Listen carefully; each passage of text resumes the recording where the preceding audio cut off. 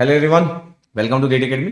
तो अब आप देख सकते हो कि रिजल्ट तो आ चुका है। अब आपको कुछ बातों का ध्यान रखना चाहिए।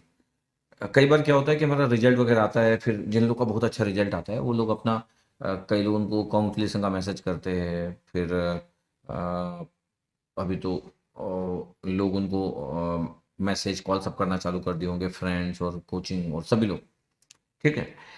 तो अब इम्पोर्टेंट क्या होता है कि कभी कभी हमको ऐसा लगता है कि हम अचीव कर लिए, जबकि अभी अभी भी उनको ये क्लियर रहना चाहिए कि उनका रैंक अगर बहुत अच्छा भी आया है तो अभी उनको ये देखना पड़ेगा कि अभी उनको डायरेक्ट कोई एमटेक में एडमिशन मिल रहा है क्या, या फिर उनको वहाँ पे इंटरव्यू देना पड़ेगा कि रिटर्न देना पड़ेगा। तो मेरे को लगता है पार्टी वार्टी तब तक नहीं देना चाहिए जब तक कि आपको मिल ना जाए, मतलब पीएसयू मिल ना जाए या आईआईटी की वो सीट मिल ना जाए, तब तक पार्टी नहीं देना चाहिए। होता क्या है, कभी कभी किसी का टॉप 100 में रैंक आ जाता है, टॉप 50 में रैंक आ जाता है।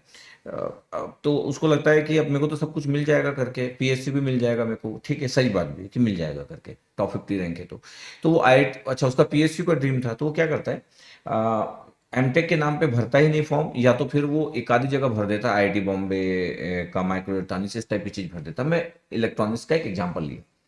अब होता क्या है कि बाकी वो एमटेक के लिए बाकी जगह वो फॉर्म फिल ही नहीं किया। अब पता चला कि उसको वो एमटेक का वो सीट नहीं मिल पाया, वो तो 25 रैंक में क्लोज हो गया। अब अब प्रॉब्लम क्या है कि अब पीएसयू का पूरा फाइनल कंप्लीट होने तक लगता है सितंबर, सितंबर अक्टूबर में उसका वो होता है। अब वो कोई एमटेक के लिए दूसरी जगह तो कुछ अप्लाई भी नहीं किया। तो ये बहुत बहुत टेंशन वाली सिचुएशन हो जाती है। तो कभी कभी लोग ऐसी गलती भी करते हैं, क्योंकि इतने साल से मैं देखते आ रहा हूँ तो ऐसी मिस्टेक करते हुए भी लोगों को देखा हूँ। मतलब मैं तो AIR 1 वाले लोगों को भी हमेशा कम से कम 3 जगह पे बोलता हूँ कि फॉर्म भर के रख दो। जब पीएसयू में अगर आपको जाना है, इट्स ओके, पीएसयू में जब आपका हो जाएगा तब चले जाना, तब तक नहीं तो आप देखते रहना। पता चला पीएसयू का कोई रीजन वाइज लेट हो गया, आप जानते ही हो गवर्नमेंट का कुछ ना कुछ इधर उधर हो जाता है, कभी कभी लेट हो गया, पता चला कि 4 महीने लेट हो गया, तो क्या करोगे? तो आपको क्लियर रहना चाहिए, तो इतना रिस्क नहीं लेना चाहिए। अच्छा, जिन लोगों का 200 रैंक, 300 रैंक, 500 रैंक, अब उनको, मेरे को पता है कि उनको एमटेक में मिल जाएगा, लेकिन एमटेक में मिल जाएगा तो क्या होता है कि अब हमको नहीं पता कि हर बार काउंसलिंग होती है, कभी कभी काउंसलिंग होती है, कभी कभी रिटर्न होता है, कभी कभी इंटरव्यू होता है, कभी कभी रिटर्न प्लस इंटरव्यू होता है। तो इतनी सारी चीज़ें होती है। तो मेरे को लगता है कि अभी कोई अगर आपको कांग्रेचुलेशन बोल भी रहा तो थैंक यू बोल दो, कोई पार्टी बोल रहा है तो बोलना कि ठीक है, वो एमटेक करने जब मेरा फाइनल हो जाएगा तो एमटेक में जाने से पहले, मतलब एडमिशन लेने से पहले मैं आपको पार्टी दे दूंगा। तो उस तरीके से कीजिएगा। मतलब कभी कभी इतनी फीलिंग में आने की नीड नहीं है ना, थोड़ा सा ध्यान रखिएगा। और जिन लोगों का 400 rank, 500 rank, 800 rank, 900 rank, 1200 rank, 1500 rank आया है, उन लोगों के लिए तो अभी भी चैलेंजिंग वाला पार्ट बना है। मतलब 300 रैंक वालों के लिए भी चैलेंजिंग वाला पार्ट है। चैलेंजिंग वाला पार्ट ये नहीं है कि उनको मिलेगा नहीं, मिलना तो है, लेकिन चैलेंजिंग पार्ट ये है कि अगर 300 रैंक वाला व्यक्ति आज ही से अगर अच्छा प्लान कर लेगा कि किस जगह में कोई इंटरव्यू का मौका मिलने वाला है, या वो इंटरव्यू के लिए रेडी कर लेगा अपने को, टेक्निकल इंटरव्यू होता है, टेक्निकल इंटरव्यू के लिए रेडी कर लेगा, थोड़ा सा गेट का फिर से रीड कर लेगा कि अगर रिटर्न का पार्ट अगर होता है तो कैसा होगा, तो रिटर्न में अच्छा स्कोर कर लेगा जहाँ पे रिटर्न होता है। तो 300 रैंक वाला टॉप 50 जिसका रैंक आया होगा उसके साथ भी वो एमटेक कर सकता है। जिसका 500 रैंक आया होगा वो टॉप 100 के साथ भी एमटेक कर सकता है। जिसका 1200 रैंक आया है होगा वो 300 रैंक के साथ भी एमटेक कर सकता है। मतलब सोचो, मेरा 1700 रैंक आया मान लेता हूँ।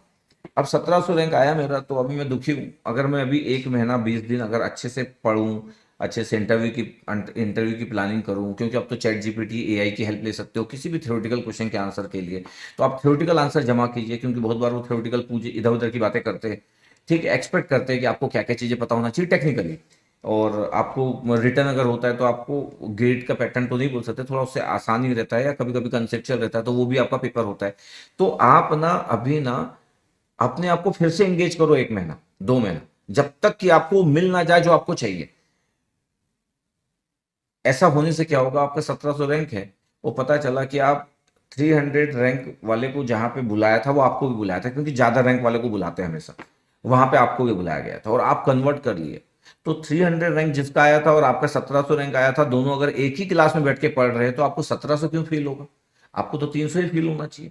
अगर 300 रैंक वाला और आप सेम बैचमेट है एमटेक में, एक ही कॉलेज, एक ही ब्रांच, तो आप 1700 हो ही नहीं। इसका मतलब है अभी भी आपको रैंक इंप्रूवमेंट का मौका मिलता है। लेकिन प्रॉब्लम क्या होती है कि अभी हम लोगों के इंटरव्यू सुन रहे होंगे, AIR 1 क्या किया होगा ये सुन रहे होंगे, अभी अभी अभी कोचिंग इंस्टीट्यूट तो हमेशा मैं भी इतने दिन तक चलाया हूँ, अभी भी चला रहा हूँ। अभी मेरा स्टाइल अलग है। पहले मेरा भी कन्वेंशनल स्टाइल था, जैसे सबका रहता था कि यार फटाफट लोगों के इंटरव्यू लो, मतलब लोगों को दिखाना है अपने को कि इतने रैंकर्स है, ये बच्चा है, और मतलब वो सब रहता है, एक कोचिंग इंस्टीट्यूट का पार्ट रहता है, हमारा भी सालों तक रहा है।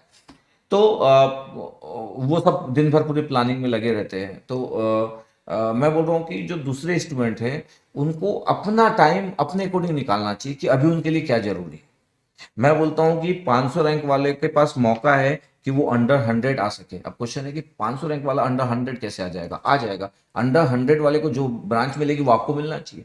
तो सर ऐसा कैसे होगा? मिलेगा ना अपॉर्चुनिटी, कोई काउंसलिंग थोड़ी होती है कि पूरा का पूरा काउंसलिंग होगा और सिर्फ रैंक के अकॉर्डिंग सिर्फ आपको एमटेक में साइन मतलब सीट एलोकेट हो जाएगी, ऐसा थोड़ी होता है। इंटरव्यू, रिटर्न और कहीं कहीं पे दोनों।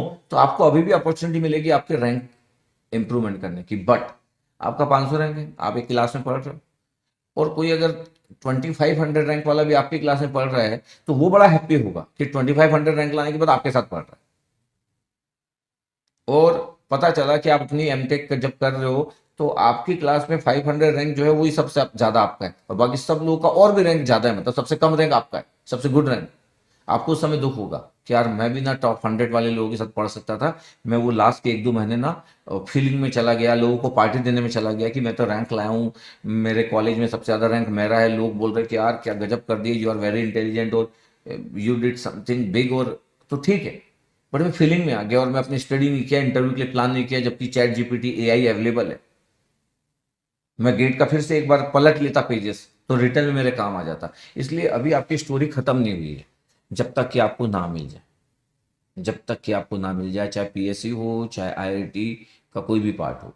वैसे भी इन जनरल जिन लोगों को हम पार्टी देते हैं उसमें से 90% लोग आपको डिसलाइक करेंगे। इसलिए नहीं कि वो पहले डिसलाइक करते थे, इसलिए क्योंकि एक सक्सेसफुल व्यक्ति को उसके अराउंड के लोग डिसलाइक करते हैं। ये बता नहीं सकते ना, कैसे बता देगा कोई व्यक्ति?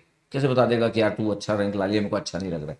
ऐसा ऐसा बहुत ही कम होता है कि कोई ऐसा बोले, लेकिन ऐसा होता है। तो ह्यूमन टेंडेंसी है, ह्यूमन नेचर है, ऐसा होगा हमेशा। अब आप उनको पार्टी दे दिए और आपका एमटेक के एडमिशन में कुछ इधर उधर हो गया, अच्छा कॉलेज नहीं मिला, थोड़ा सा इधर उधर हो गया, तो फिर समझ लो ना वही लोग हंसेंगे जिनको आप पार्टी दिए। इसलिए हड़बड़ी नहीं कीजिए। कोई अगर आपको कॉन्ग्रेचुलेशन बोल रहा है तो बड़े प्यार से थैंक यू बोल दीजिए। इतना भी हीरो बनने की नीड नहीं है कि बोले नहीं यार इतना अच्छा रैंक भी नहीं है। मतलब ज़्यादा डिप्लोमेटिक बनने से भी चीज़ अच्छी नहीं होती है, तो ज़्यादा डिप्लोमेटिक बनने की ज़रूरत नहीं है। ठीक है। हाँ, थैंक यू वेरी मच। ठीक है। ये भी बोलने की ज़रूरत नहीं है कि नहीं यार अभी तो यार मेरा एमटेक का है, अभी तो मैं जब तक एडमिशन हो जाएगा तब तक तो प्रेशर है, उसके बाद यार मैं बताता हूँ। इतना इतना स्टोरी को एक्सप्लेन करने की ज़रूरत नहीं है। Thank you. पार्टी हाँ है, दूंगा यार, अभी जैसे फ्री होता हूँ मैं देता हूँ करके। इतना स्टोरी बताने की ज़रूरत नहीं है कि धांडे सर बोले कि अभी तो यार पार्टी मत देना, अभी तो मैं पहले सीट मेरे को मिल जाएगी उसके बाद ही दूंगा, नहीं तो सर बोले कि प्रेशर हो जाएगा। अरे किसी को कुछ बताने की नीड नहीं है, ये आपको पता होना चाहिए इसलिए बता रहा हूँ, ये आपके लिए। ठीक है। हाँ, ऐसा नहीं कि आपके फ्रेंड लोग सब डिसलाइक करते हैं, लेकिन 10 में से 8 लोग दुखी हो जाएंगे, क्योंकि आप उसी जोन में से निकल के हीरो बनने की कैटेगरी में जब आप एंट्री मारते हो या सक्सेस की कुछ अच्छे पायदान रीच करते इतने जल्दी में, तो फिर कुछ लोग थोड़ा सा अनहैप्पी हो जाते हैं। हो सकता है आपसे हो जाए या खुद से हो जाए अपनी जिंदगी में कि मैं क्या कर रहा हूँ। ये बड़ा नॉर्मल है ना। गर्ल्स लोगों में तो ये 2 टाइम्स ज्यादा है, बॉयज लोगों में तो है ही, गर्ल्स लोगों में और ज्यादा है, ये मैं बोल। ठीक है, इट्स ओके। इससे हमको क्या करना? अभी हमारा पार्ट ये है कि अभी हम एक लिस्ट बनाए, एक एक डायरी बना लो। अभी एक डायरी लेके आ जाओ अच्छी वाली मार्केट से। वो डायरी में नोट करना चालू करो कि आईआईटी बॉम्बे में क्या है, आईआईटी दिल्ली में क्या है, आईआईटी कानपुर में क्या है, टॉप 7 आईआईटीज, ओल्ड आईआईटीज क्या है, न्यू आईआईटीज की लिस्ट बना लो। न्यू आईआईटीज में क्या क्या है, कौन सी ईयर में कौन सी ईयर में आपके पास न्यू आईआईटीज आई थी, और उसमें कौन कौन सी ब्रांचेस है, कितने रैंक तक जा रहा है। उनकी वेबसाइट को विजिट करो, टॉप एनआईटीज की, टॉप 10 एनआईटीज की लिस्ट निकालो, टॉप 20 एनआईटीज की लिस्ट निकालो, उसमें कौन कौन सी ब्रांचेस है, क्या क्या प्लेसमेंट हो रहा है। ये अच्छा रिसर्च का पार्ट है, ये अच्छा खासा रिसर्च का पार्ट है। अगर आप ऐसा करते हो तो आपको रिजल्ट मिलेगा। अगर आप ऐसा करते हो तो आपको रिजल्ट मिलेगा, यकीनन रिजल्ट मिलेगा। ठीक है। तो इसलिए मेरा ये एडवाइस है कि ना हड़बड़ाना है। जैसे मेरे को सब लोग तुरंत ही, मतलब मेरा नंबर मिलने से सब लोग मेरे से पूछने चालू कर दिए कि सर मेरे को, सर क्या मिलेगा, सर मेरे को क्या नहीं मिलेगा, सर मेरे को ही मिल सकता है कि नहीं। हड़बड़ाने की नीड नहीं है। मतलब कैसे कोई बता देगा कि आपको क्या मिल जाएगा? ठीक है, तो आराम से थोड़ा कूल रहे। अच्छा, ये हुआ पहला पार्ट। दूसरा पार्ट, कितना हैप्पी होने की जरूरत भी नहीं है। क्यों हैप्पी होने की जरूरत नहीं है? क्योंकि आप ना अच्छा स्कोर कर लियो, बैटिंग कर रहे हो, अच्छा स्कोर कर रहे हो, आप सेंचुरी कर चुके हो, तो इज द बिग अचीवमेंट। अभी टीम मैच नहीं जीती है, तो आपकी सेंचुरी का मजा तभी है जब टीम मैच जीत जाए। आपके अच्छे रैंक का तभी फायदा है, वो जो आप चाहते हो वो अचीव हो जाए। 100 मारने के बाद अगर टीम हार जाए ना, तो 100 का मजा खत्म हो जाता है। ये तो क्लियर है ना आपको? 100 का मजा खत्म हो जाता है। इसलिए जरूरी है कि टीम भी विन करे, और आपके केस में टीम विन मतलब वो अचीवमेंट जो आप चाहते हो। इस बात को ध्यान रखिएगा। ना तो हड़बड़ी, ना तो ज्यादा हैप्पीनेस। अपने आप को बैलेंस बना के रखे, एमएसडी समान बैलेंस रहो, ठीक है, नॉर्मल। थैंक यू, बस इतना ही। आई होप आपको मेरी बात क्लियर हुई, जो मैं बताना चाहता हूं आपको।